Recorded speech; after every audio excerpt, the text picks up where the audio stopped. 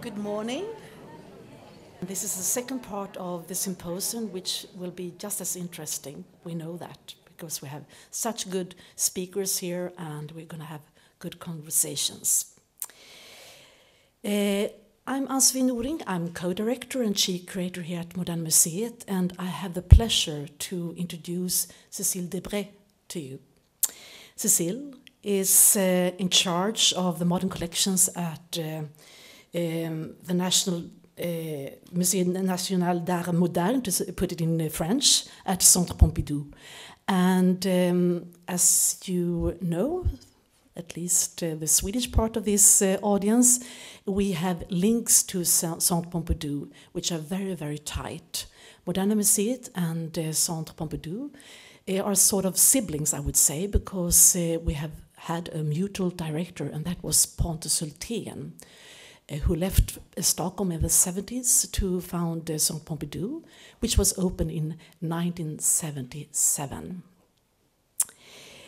But now over to Cécile Debray, who has quite a track record, and we have spoken a bit about everything you have done before, and I know that you're right now up to planning for something with Balthus and also with Matisse. And I can understand it well as you're in charge of the modern collection of your museum. And you have done such interesting exhibitions before, so I will mention some of them. And some of them I have had the opportunity to see as well. And it's La Section d'Or, it was Le Nouveau Réalisme, and it was something very, very interesting named Elle at Centre Pompidou, which was really focusing on the so-called gender balance, and made a big discussion come around here in Europe about how to display a collection and how to think in these terms. You have also worked with Lucian Freud, and you made a beautiful exhibition which was named L'Aventure des Stein, the Stein family, you know, Gertrude Stein among others, and where you could see works by Matisse, Cézanne, Picasso, and some others. And one of the best reasons for you to be here is, of course, the fantastic exhibition you put up at Centre Pompidou in 2014. You were here to make some research. We had the pleasure to meet you here, together with some other friends from Pompidou, and together with Ulf Linde, whom we have talked a lot about here. And the exhibition you made at Centre Pompidou was named La Peinture Même. And I think what you're going to talk about now is related to this theme. It was a groundbreaking exhibition, I would say, and we would have been happy to host it here. We could not, but we have, of course, the catalog and all the knowledge out from the exhibition, where we also lent the large glass and some archival material. I think that is about it, because you have many things to tell us, Cécile, and I just want to tell you again how happy we are to see you here. Welcome.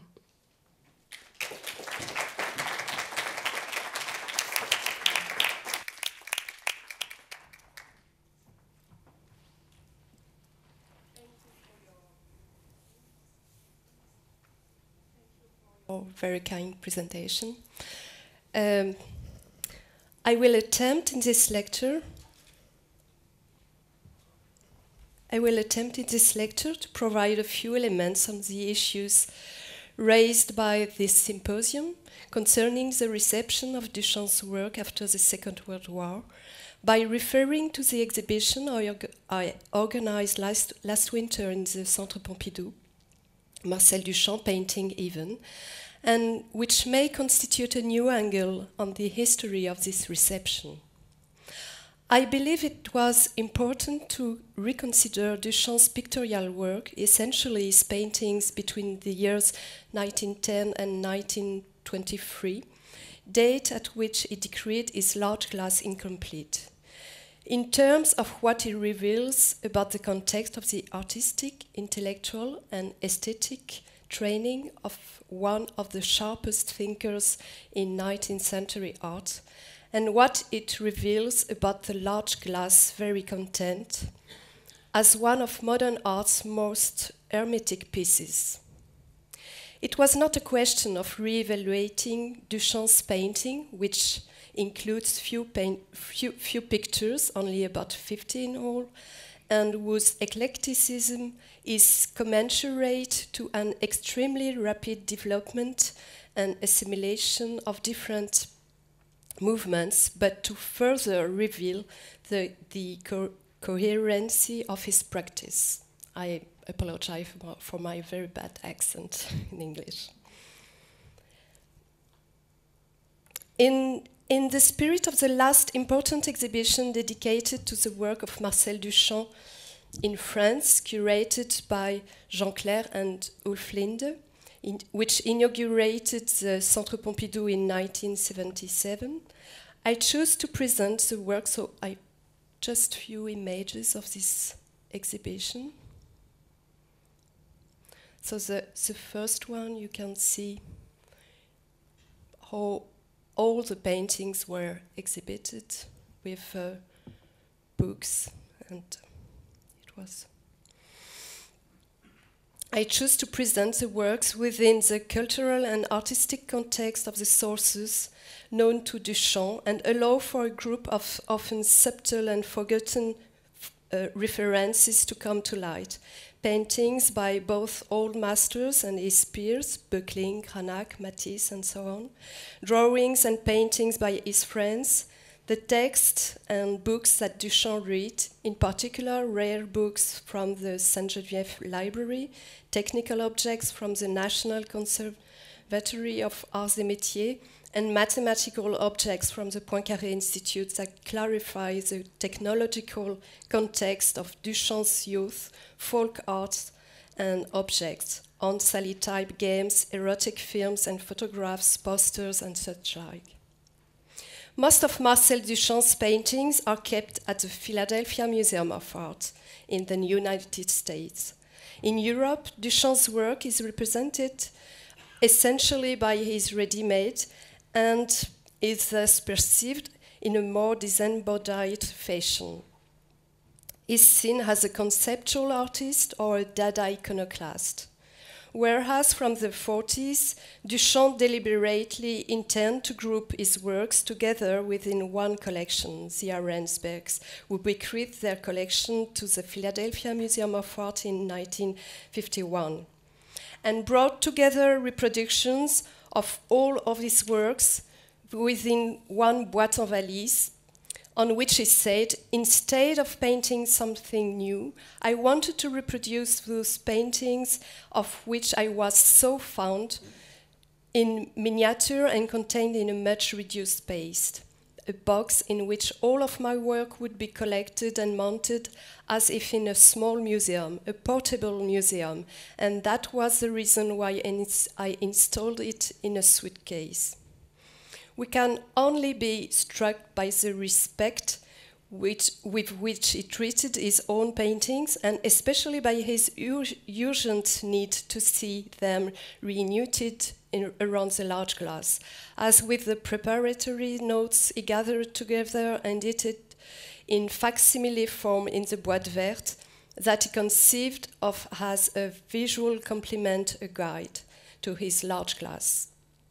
Duchamp thus later reconstituted a progression of thought, a step-by-step or picture-by-picture, susceptible, if we look carefully, to providing a pertinent and nuanced perspective on the large glass.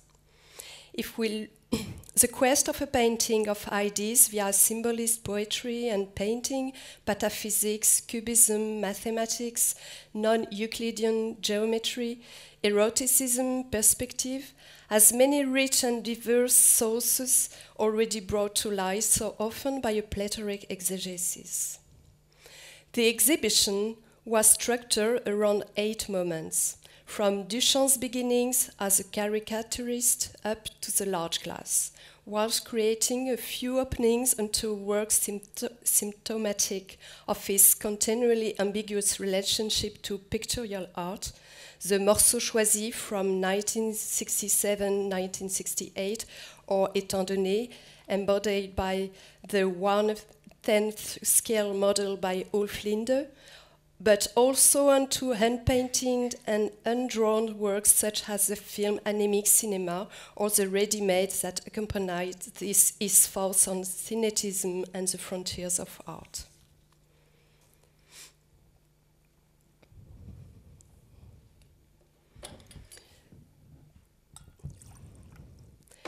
There has been much chin-wagging regarding Marcel Duchamp's radical break with painting. Emphasis the tantalizing original psychological traumatism caused by the rejection of his new descending a staircase at the 1911 Salon des Indépendants by his Cubist friends and brothers. In light of a number of iconoclastic Dadaist gestures and the invention of the ready-made, a nonetheless intelligible counterpoint to his project of reformulating painting, the creator of Fontaine is widely perceived as the artist who killed painting. The bride stripped bare by her bachelors, even, or the large glass, is hermetic work with a long and complex evolution from 1912 to 1923, as his paragraph in the note shows, and left incomplete in 1923, has an ambiguous status in this debate. In this impossible work, we can read both the negation and sublimation of painting. The discovery in 1978, after Marcel Duchamp's date, of his last work, Intendent, prepared in secret for 20 years, from 1946 to 1966, and whose title reworks one of the oldest notes of the Green Box, clearly affirms the connection with the large glass and its thematic definitively scrambling the image of an iconoclastic Duchamp. In this regard, during the 1977 retrospective at the Centre Pompidou, Jean-Claire wrote, "Far from representing a wayward course from one idea to the next among the confused paths of anti-art, non-art, and Dadaist iconoclasm, as a naive and false view claims, Duchamp's entire body of work does just the opposite. Like all great oeuvres, his work is absolutely focused on one or two essential themes that have been tirelessly repeated and steered toward increasingly successful degrees of perfection. Duchamp even confided towards the end of his life that was no more than an artist. In this way, the later-day works, such as a series of erotic casts or etching based on the works of the masters, please touch, female fig leaf, dart object, wedge of chastity, selected details, and so on, belong to the long genesis of Intendent. This obsessional coherency can be perceived from the outset, starting in Duchamp's earliest paintings. It was by seeking to reinvent painting that his artistic career advanced, comprising in-depth research and doubts, quasi-romantic, wall-hearted commitments and disgusted rejections. Robert Lebel saw in the last work of Duchamp a kind of unknown masterpiece.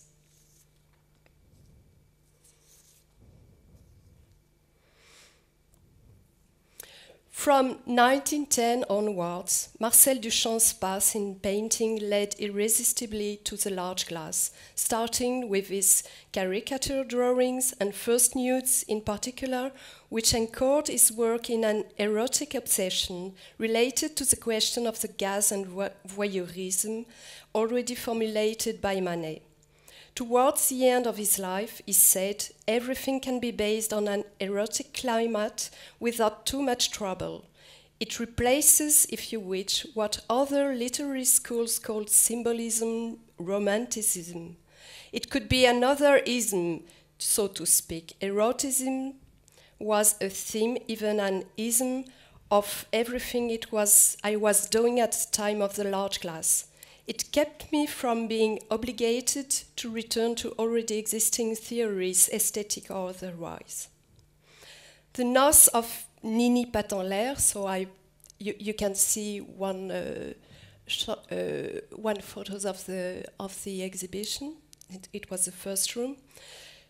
So the nos de Nini Pat en l'air, shooting galleries in funfair attractions or libertine films relating to the well-worn theme of undressing the bride, forms the prehistory of the Duchampian theme of the bride. On the Jeu de Massacre, he said, the theme of the bride had been suggested to me, I believe, by those booths at the fairs, which were so numerous then, where dummies, often representing the characters of the wedding, offered themselves for decapitation thanks to the skill of the ball throwers. The caricature drawings that Duchamp produced in the wake of his older brother Jacques Villon laid the foundations very early on in the manner of fumiste or hydropathe, for the relationship between images and the written commentary of captions and titles, a vector of irony in his work, and for the meta-critical role of writing.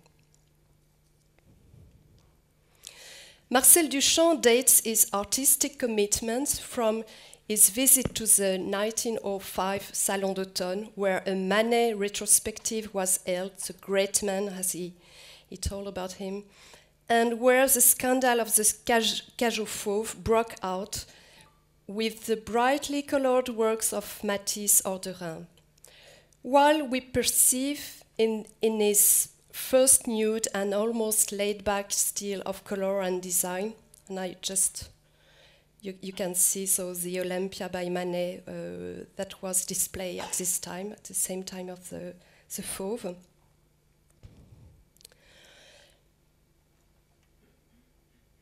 So while we perceive in his first nudes an almost laid-back style of color and design in a Fauvist style, Duchamp were quickly stylized the drawing of his figures and inserted them within an abstract, enigmatic context in order to break away from any kind of formalism and naturalism. At the turn of the year 1910, having followed the work of painters such as Félix Vallotton or Pierre Girieux, he undertook a cycle of allegorical paintings, Paradise, The Bush, Baptism, in which we clearly detect the influence of Matisse's great Arcadian paintings without literary or anecdotal arguments, luxury, bathers with a turtle, or the dance and music. You can see here the music, 1910. Which Duchamp recalling their impressive figures in red and blue blocks of color, and I quote Duchamp. On the bush, he said, I quote, "The buisson was painted at the time when I was searching for an evasion from naturalistic painting as expressed by the Impressionists and the Fauve. It was painting without a definite plot. I was looking from raison d'être in a painting other than the visual experience. The bush and the two nudes in relation to one another seemed at that time to satisfy the desire I had to introduce some anecdote without being anecdotal. In other words, I did not in that painting illustrate a definite theme, but the disposition of the three elements evoked for me the possibility to invent a theme for it afterwards." The presence of a non-descriptive title is shown here for the first time.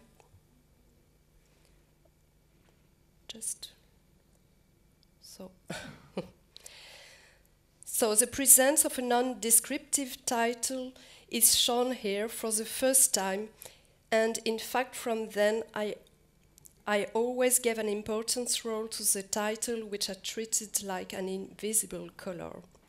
So I quote again Marcel Duchamp. Therefore, when Duchamp latterly attributed his reaction against retinal painting to the discovery of the allegorical works of buckling during the summer of 1912, he neglected to recall that it was an approach that he had undertaken several months ago before, given how enthralled he was by the turgid erotism, the unique and comical grandiloquence of the Swiss painter's work. And I think this you can see in this very famous painting by Böckling how the structure of the bush could be related to it.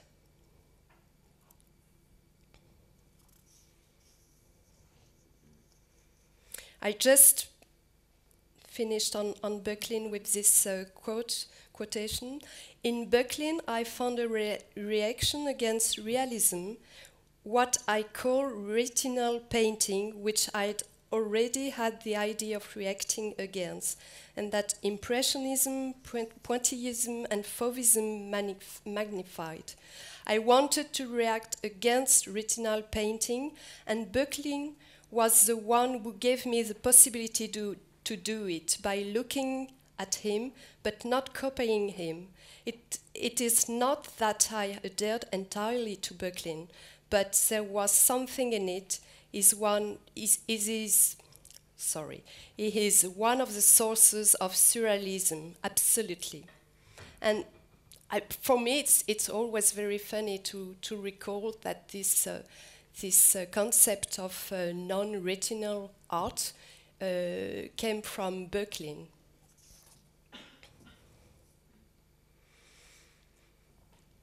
So, seeking the infuse is painting with a different anti-naturalist dimension. Marcel Duchamp, against the grain of his contemporaries and his Fauvist beginnings, began to explore symbolism, exploring the literature and painting of this fin siècle movement. When questioned regarding the Cézannean influence, then predominant among the young Cubist painters of his generation, Duchamp situated his personal point of departure in the work of Redon, whose noir he admired, as well as its poetic Mallarméan echoes and its characters adorned with halos. His circle of friends and family, including his friend Ferdinand Tribou, a future radiologist, and his brother Duchamp-Villon, an intern in Professor Albert Lond's department, introduced him to the phenomena of extra-retinal radiation, the electric halo, and the question of fluids and X-ray. Duchamp thus surrounded his figures with an aura which for him represented, I quote, his subconscious concerns toward a meta-realism. For painting invisibility. Shortly afterwards, he juxtaposed his bride to the Milky Way, a gigantic halo, marking her transition from one state to another in the large glass. The singular return to symbolism was based on literary discoveries, especially that of the poetry of Jules Laforgue, who died in 1887 and was published only in 1902, whose ironic melancholy and sonnets combining triviality in French, and word games founded the Duchampian aesthetic profoundly. And I just give you the example of this pharmacy. For the work Pharmacie 1914, Marcel Duchamp added 3 drops of green and red gouache, paint to the cheap reproduction, and wrote in Indian ink the title Pharmacie, thus making his first rectified ready-made. He told much later of the circumstances in which he created this work. I quote, "I did it on a train in half darkness at dusk. I was on my way to Rouen in January 1914. There were 2 little lights in the background of a reproduction of a landscape. The title, the lakeside landscape, the context of the twilight train ride, All these aspects refer to Laforgue's poetry, to the sonnet Recueillement du soir. And I just put the translation in English, and you can see how this poetry, all the pharmacy by Duchamp illustrate perfectly this poetry. And we should just recall that the pharmacy at the beginning of the 20th century were identified by this green and red bocaux, which was a sort of a signal of this pharmacy in English. Pharmacy, you say. And also in this poetry, Jules Laforgue made a sort of reference to Flaubert in Madame Bovary, where there is a character who is a pharmacian.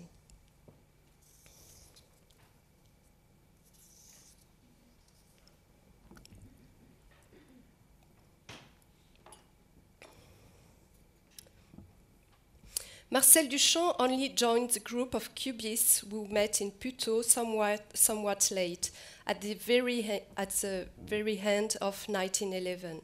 They would meet on Sundays at the home of the Villon and Duchamp-Villon brothers, at the 1911 Salon des Indépendants, while Jean Messinger, Albert Glaise, Fernand Léger, and Henri Le Fauconnier shared the cubist room number 41.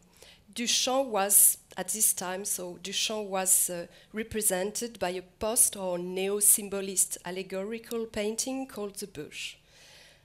Duchamp was seduced by the theoretical appetite of Messinger, by questions of kinetism and geometry, in particular the fourth dimension, and by the decomposition of movement in Marais' chronophotographs. He thus undertook a varied series of refined diagrammatic paintings that announce his series of optical and kinematographic works of the 20s and were similar to Italian futurist works. Without losing his humor and his poetic non-retinal intentions, he painted a mood, a sad young man in a train, the plastic accompaniment to a non-Euclidean approach to space and movement. I quote, "First there's the idea of the movement of the train, and then that of the sad young man who is in a corridor and who is moving about. Thus there are two parallel movements corresponding to each other. Then there is the distortion of the young man. I had called this elemental parallelism. It was a formal decomposition, that is, linear elements following each other like parallels and distorting the object. The object is completely stretched out, as if elastic. The lines follow each other in parallels, while changing subtly to form the movement, or the form of the young man is in question." He inscribed the title of his painting, Nude Descending a Staircase, on the canvas, implying an ironic shift that attracted the group's undissimulated disapproval.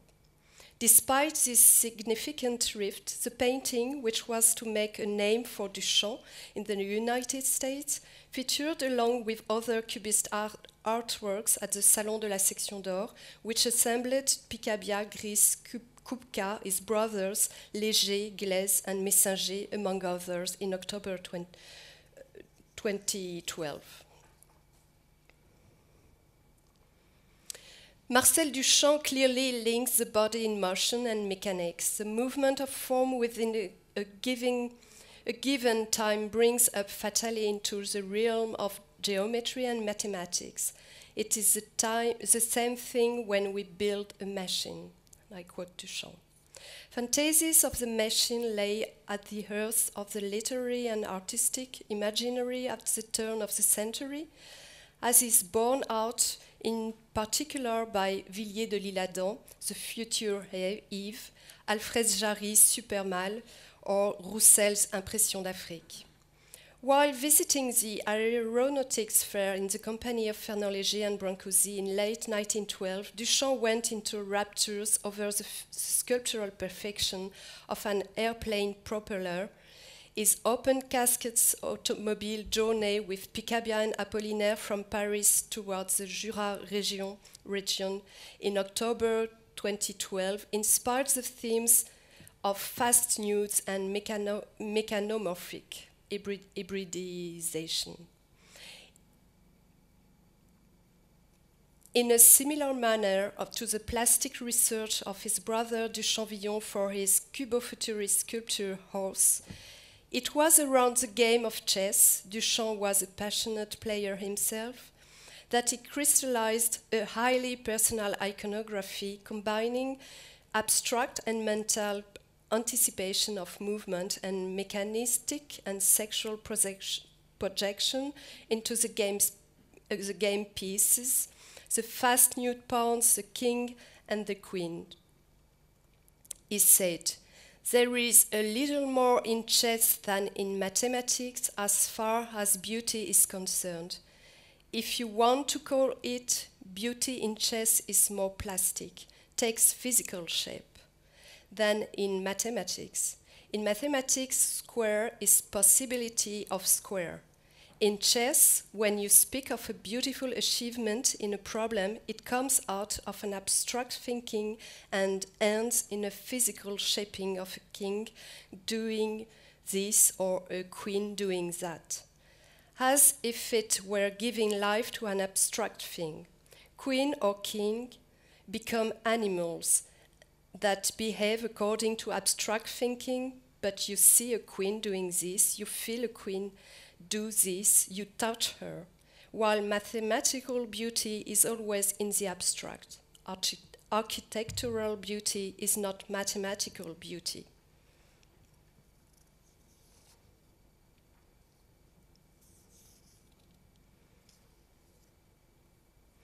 My stay in Munich, I quote Duchamp, was the scene of my complete liberation when I established the general plan of a large-sized work, the large glass, which would occupy me for a long time on account of all sorts of new technical problems to be worked out. Duchamp moved to Munich during the summer of 1912, visiting a number of major European museums, Basel, Wien, Dresden, and Berlin, on a fundamental voyage of discovery and laying the foundations for his large glass. He was concerned with reinventing painting, hybridizing the cubist kinetic form into a visceral mechanics in the manner of characters from Roussel's play Impression d'Afrique, 1909.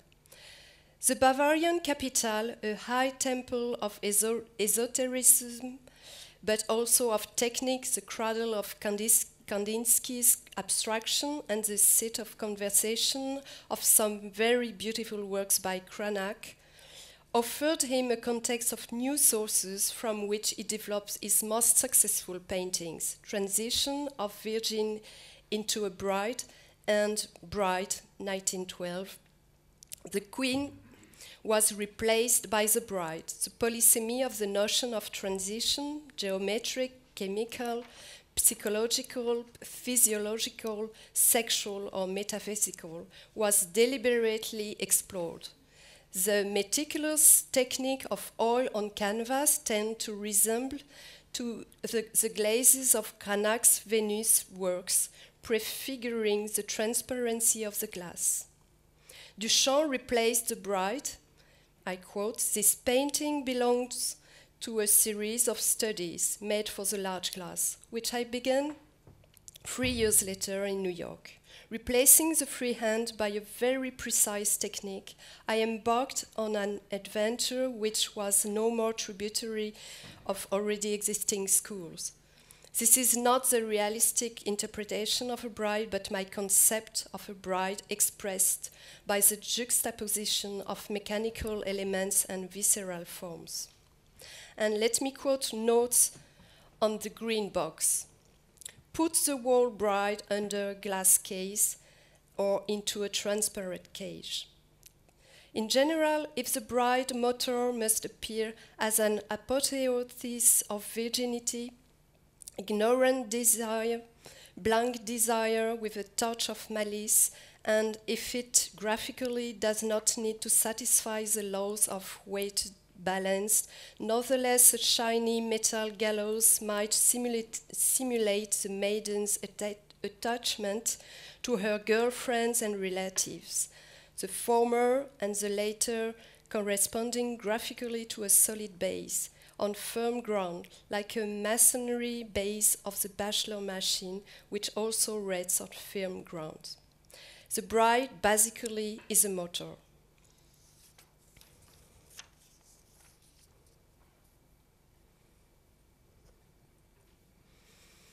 From the spring of 1913 until his departure for the United States in June 1915, Marcel Duchamp chose to suspend his social status as an artist by occupying a position as an assistant librarian staff attendant at the Sainte Geneviève Library. All part of the master plan of his elaborate project, he broadened his knowledge in geometry, mathematics, optics, perspective, and anamorphosis, reading widely, particularly the work of Esprit Pascal Jouffret, Raymond Poincaré, and Jean-François Nicéron, freely consulting old texts such as those by Athanasius Kircher, Leonardo da Vinci, Dürer, or l'encyclopédie de Diderot et d'Alembert.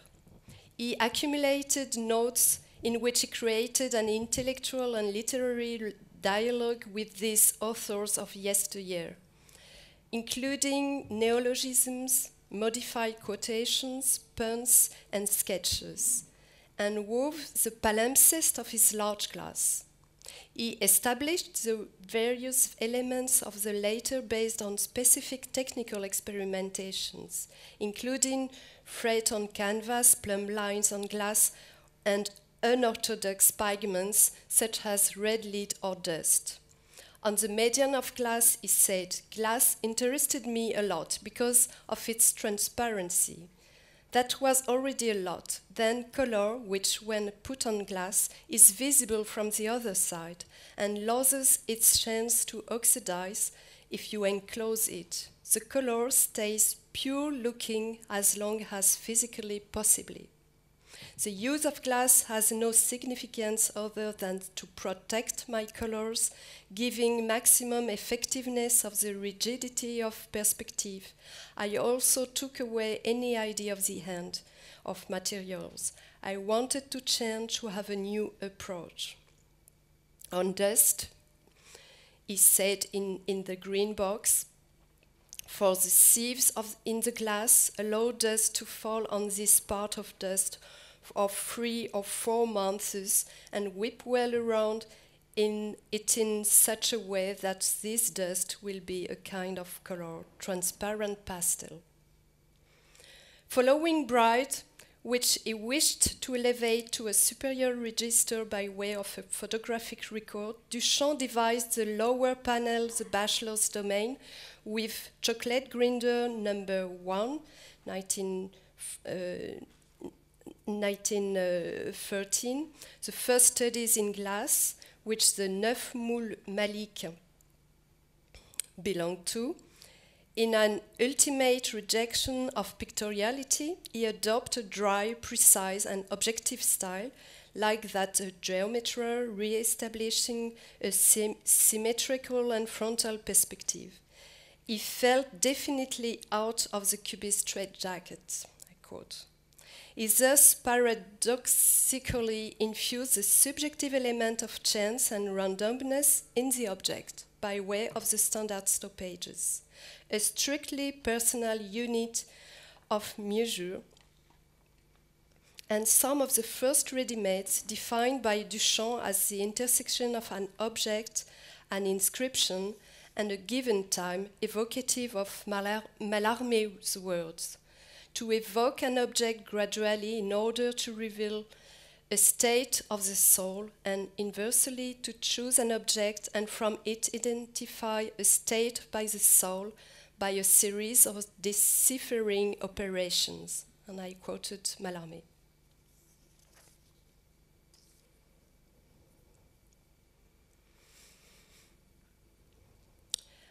At his 1964 conference à propos of myself, Duchamp laconically presented his large glass.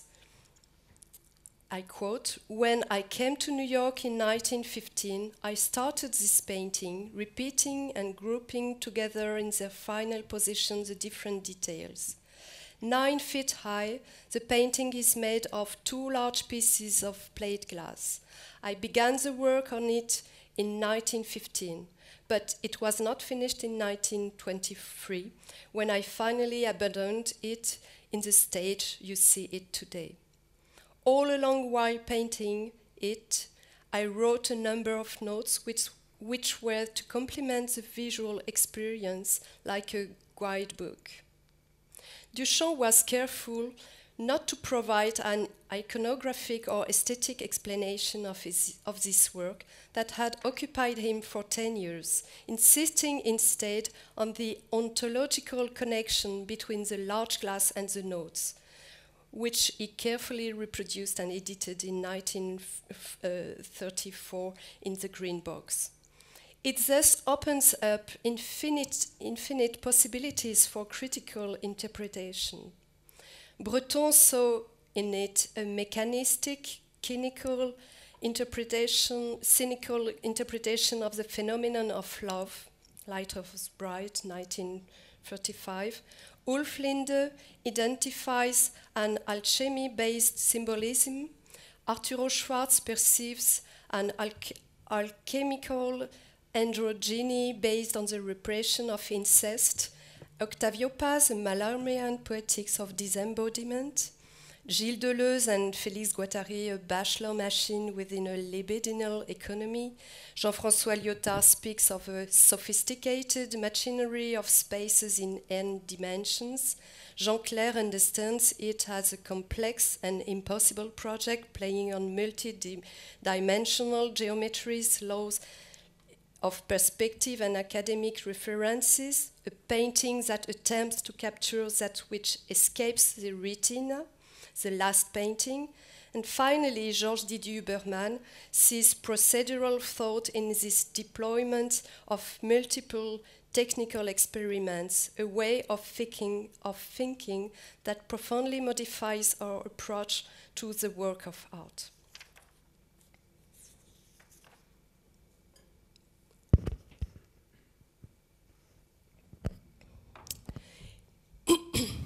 If the theme of the exhibition of the Centre Pompidou disconcerted a few purist Duchampian specialists, it provoked a real interest and renewed curiosity from the public, whether initiated or not.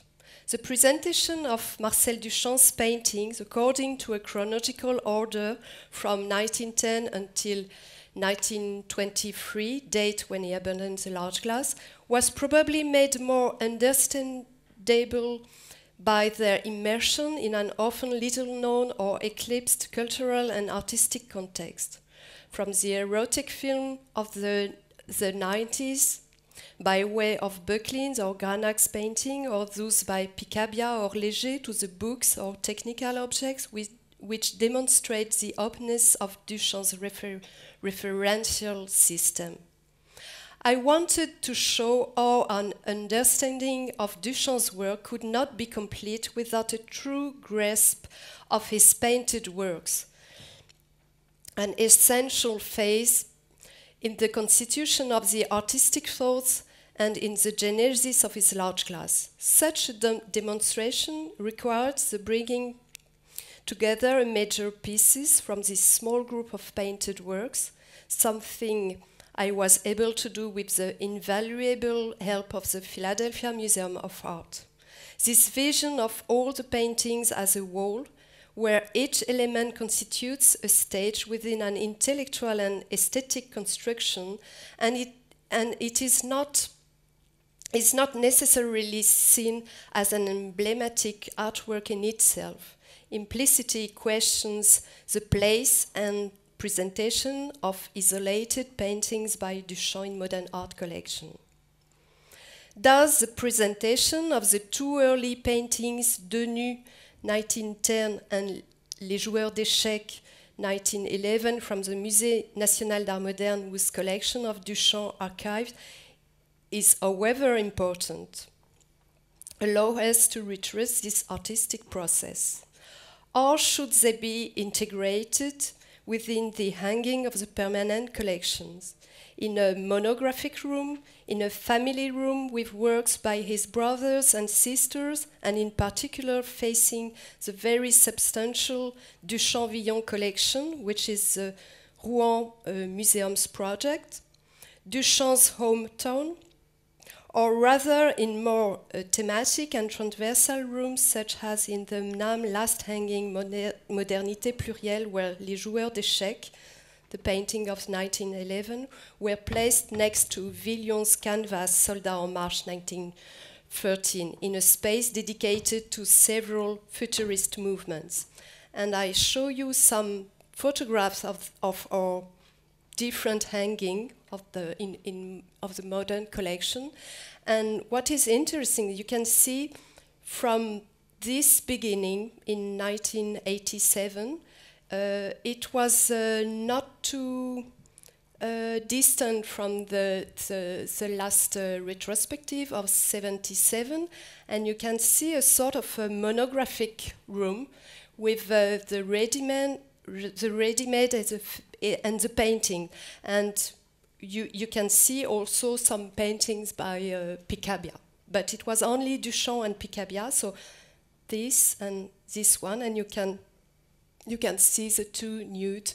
We have only two paintings in our collection at the Centre Pompidou. But later on, we can say around from the 19th, the ready-made by Duchamp were displayed only for evoke the Dadaist movement, we can say. And the paintings were nearly never displayed. So here you can see a presentation with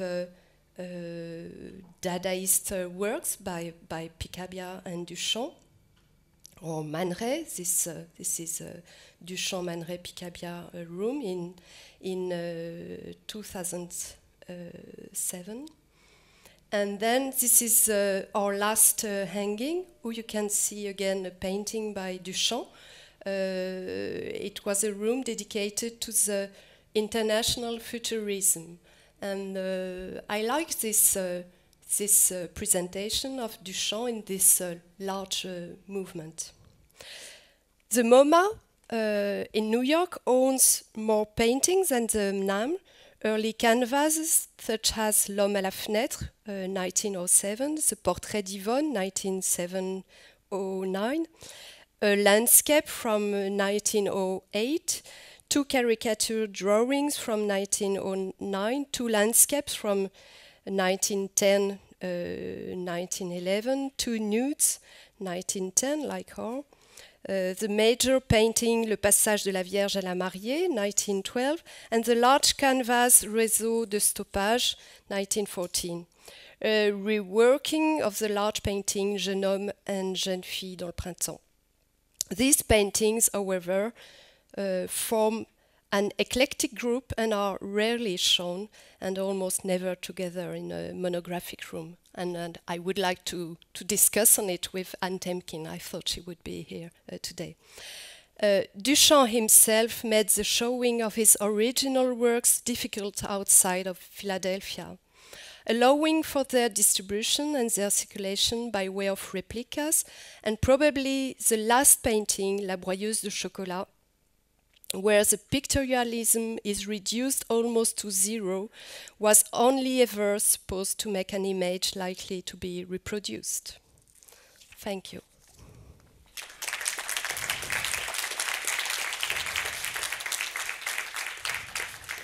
Well, that was a really nice talk, and I had the fortune to see the beautiful exhibition. And from my perspective, being a Swede with not all the French references, it was a new world opening up actually to Duchamp, which we haven't been talking about in Sweden. So when you researched for the exhibition, were there anything in particular that struck you that hadn't been talked about in Duchamp's oeuvre for a while? What I didn't understand. No, was there anything when you researched for the exhibition that struck you that hadn't been thought of or talked about for a long time in Duchamp's oeuvre?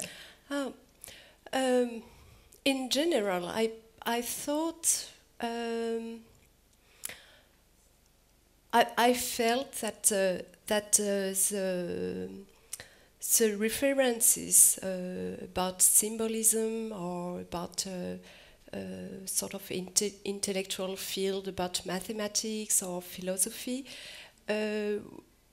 was perhaps too complicated or was nearly ignored by the reception of Duchamp.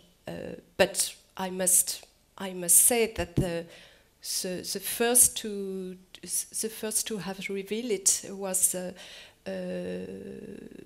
Ulf Linde and Jean Clair in their fundamental retrospective. But what was striking for me, it's this exhibition was partly forgotten. And also I wanted to do this exhibition because I was aware that in Europe people don't know the paintings because nearly all the original are in Philadelphia, and so it was a sort of challenge because we know that the two masterworks cannot travel, so the large glass and Intendent, but it was important for me to embody the work, Duchamp's work. Yeah, so that's interesting to hear. And you said that you were working with the reception, and I think of the reception of Duchamp around the 1900s, and then the reception of Duchamp around 1950, and now the reception that we have around the 2000s. Can you see differences, or is there? Yes, of course.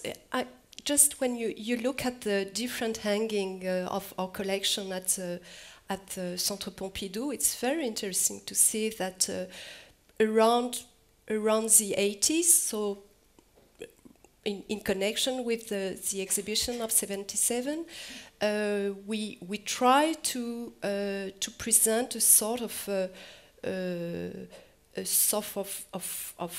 entire Duchamp, I would say, just painting, ready-made, and the notes, and to try to give a sort of coherence of his work. And then perhaps by laziness, I don't know, but also by a sort of general idea. You know, the Duchamp, the ready-mades are, I think, are the work that are the most studied in the School of Art.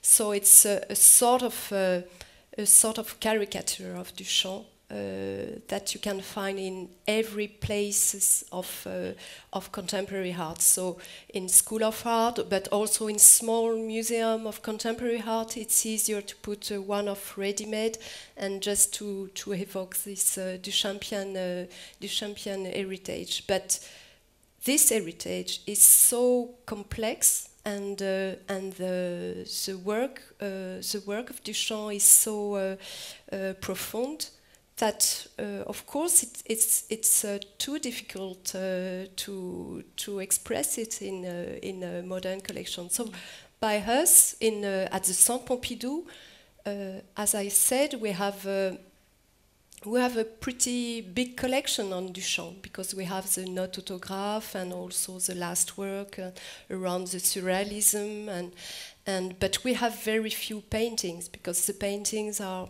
nearly all the paintings are at Philadelphia. But I think, and so after we can say around the 90s, Duchamp is a little bit everywhere in our modern collection. That sometimes we put the fountain in one place, and sometimes just related to the Dadaism of some editions for the surrealism. But we have very few.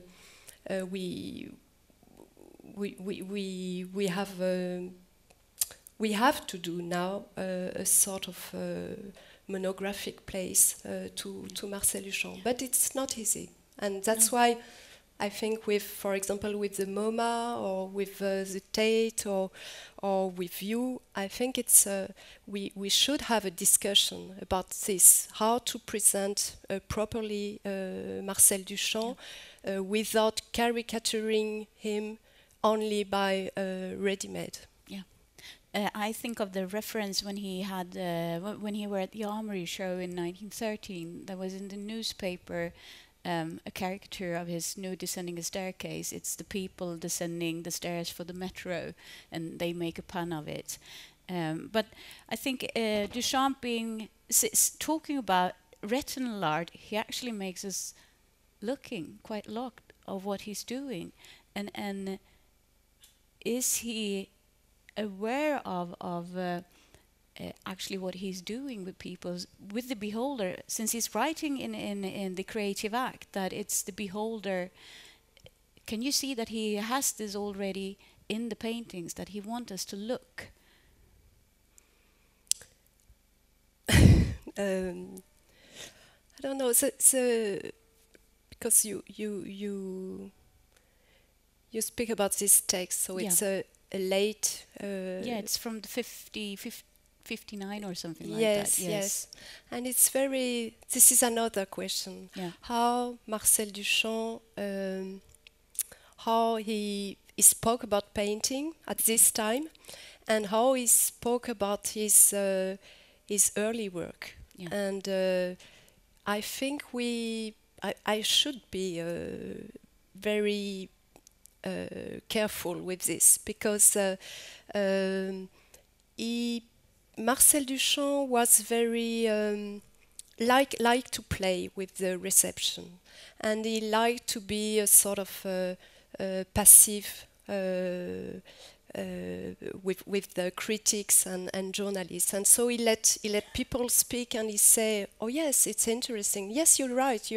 And so he created some opposite discourse about his work, and so it's very difficult to have I don't know, to make a right presentation of this time. But my feeling, and I share it with other historians, is he felt that his word before the First World War has totally disappeared with their its own references, symbolism, literature, and also the intellectual context. And he felt, and very often he said that he was a lazy person. And so perhaps he felt that it was too complicated to let people discover or learn this old references to understand this first part of his work. I don't know. It's and so I modestly, but I try to give this context understandable today. Yeah, I find it also interesting that he worked as assistant librarian, having access to all these new technology or the science that they focused on during the 1900s. So he's a learned man himself. He actually goes into different intellectual fields. And He was a compared to great the lector. Renaissance person, he actually knows so much about life, community, art, scientific research findings and things like that. And he sort of puts it all together. And the large glass, could that be said to be sort of it's transparency, but it sort of merges all these interests together? Mm-hmm. Yes, I think he was a great reader. And he wanted to invent a new form of art,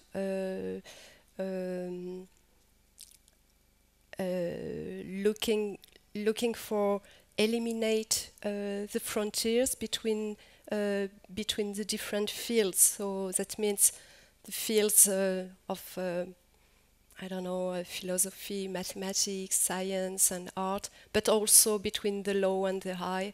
And so it was a very, very ambitious project. For me, he said, we had a quote when we had the Picasso Duchamp exhibition that said, "I've only made 13 works out of 40 years, and that's not much to talk about as being an artist." But then he's made so many other things that are not objects, and I think of that as being part of his art history that brings up actually with this exhibition that you made, where you can see all his reference points, and even if Ulf Linde were the one that found this, I don't think we in Sweden have been presenting in it that sense. We've been presenting Duchamp's works. So the take here that you do in this exhibition is... That's really the difficulty with Duchamp, because we feel that Duchamp, with the boîte en valise, the project of the boîte en valise, that he wanted to express that his work, very eclectic and very with very different objects, painting and also music, and all these objects belong to a coherency and a sort of unique research. And so I think that's why, and perhaps we can see in a general discussion, but I feel that Duchamp wanted to gather all his work at Philadelphia to let people access to this whole project. And so for the other Museum of Modern Art, that is a question. And we have to, I think we have to work with this difficulty and to try to find a way to evoke this coherency and this deepness of his work. I don't know if Michael Taylor could... I think you're right. I mean, to me, the reason that Duchamp wanted all of his work in Philadelphia is, I think that, exactly as you say, if you look at the bicycle wheel and you just saw that in a museum, you'd say, oh, easy, he had this idea. Everything that led up to that point, you know, it makes sense if you see it together as a whole. And the challenge is he couldn't do it because Peggy Guggenheim had bought the Saturday Man on the Train. Other paintings were given to other museums. So in the Boîte en Valise, you get that ability to see that it's a coherent whole, and it's deeper and more meaningful than just an iconoclastic gesture to put a bicycle wheel on a stool. So I think, you know, what your exhibition has really done has been to bring us back to that context. As you're alluding to, your challenge now is what do you do after the exhibition when the paintings go back to Philadelphia. So I think you should have that conversation with Ann Temkin. And maybe she's not here. And maybe the Tate as well. Yes. They have that challenge too. Yeah. I think so. But you being a curator and you too, Michael, but how do you look upon Marcel Duchamp's curatorial work. He actually placed his fellow artists in different collections and made them exhibit in different spaces. Can you see that he's not just the artist, but he's the curator and he's the intellectual? And yes, that's another challenge. Yeah. We can when you organize an exhibition on Duchamp, you could wonder if Marcel Duchamp would be here, how he would have presented it. Yeah. But also, I think it's the same question. You know, he liked to display works and to give a sort of meaning of the objects and a coherency for what is surrealism and some monography. So I think it's the same aspect of his obsession of the intellectual and aesthetic coherence. Yeah. Can you see any difference between what we today talk about as conceptual art, being a little bit more hard on the edges, or the painterly side? Because the paintings are still concepts in themselves, and the term or the terminology conceptual being more placed for other things. Yeah. Is there a discrepancy between Duchamp's conceptual ideas and the conceptualism we talk about in art today? I try to demonstrate that he was conceptual from the very beginning, and you can catch this conceptual aspect in his painting when you put them together, because you can follow how he advance, how he go through all the movements, looking for one idea about this non-retinal painting and then work of art. And as I said, it was a little bit provocative, but I was so pleased to say to many colleagues in contemporary art, oh, you can see the conceptual art came from Berkeley. Yeah. So say, oh yes. So you have to demonstrate. But really, and what I can say with this exhibition, because I learned a lot when I was preparing it and when I display it. It was a question of the painting itself, because Duchamp was very clever when he looked at Manet, and he made this link with eroticism and the act of the beholder or the view.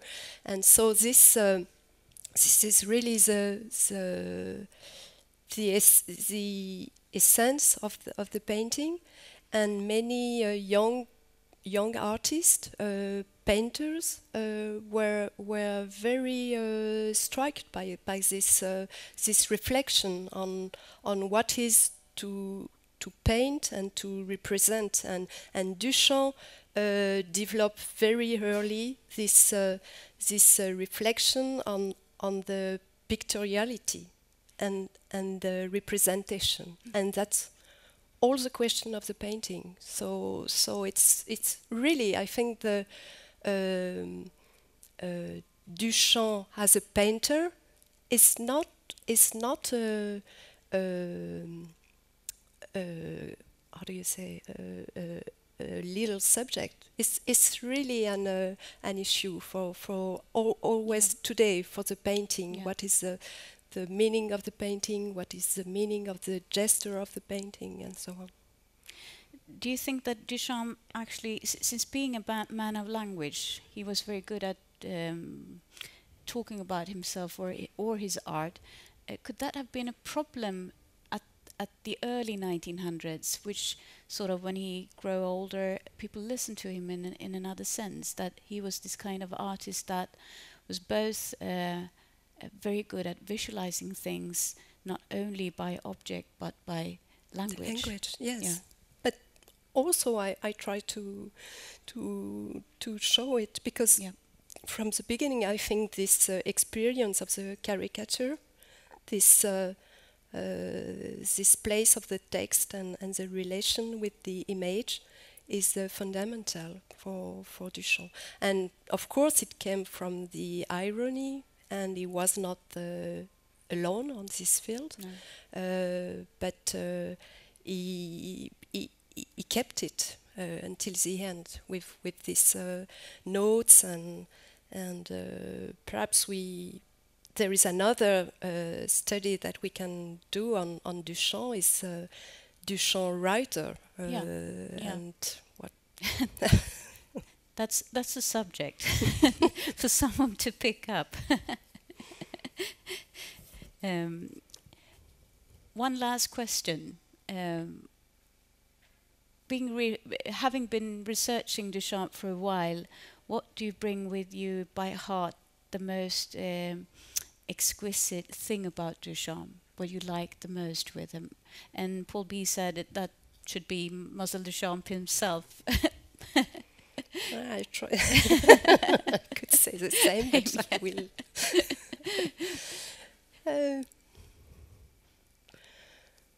I would say I'm fascinated by the by the étant donné and the large glass, but the relation between the both. Yeah. For me, it's a lesson, for many years. Yeah. Yes. There are so many ways into it to discuss it. And I must say that I was so happy to be able to display this small. Antoine told yesterday this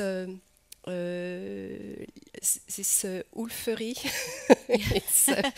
it's this small reduction of étant donné. I was so pleased and so no, because we could also this piece is fantastic for me because and I told it for Nina, and I thank her really much.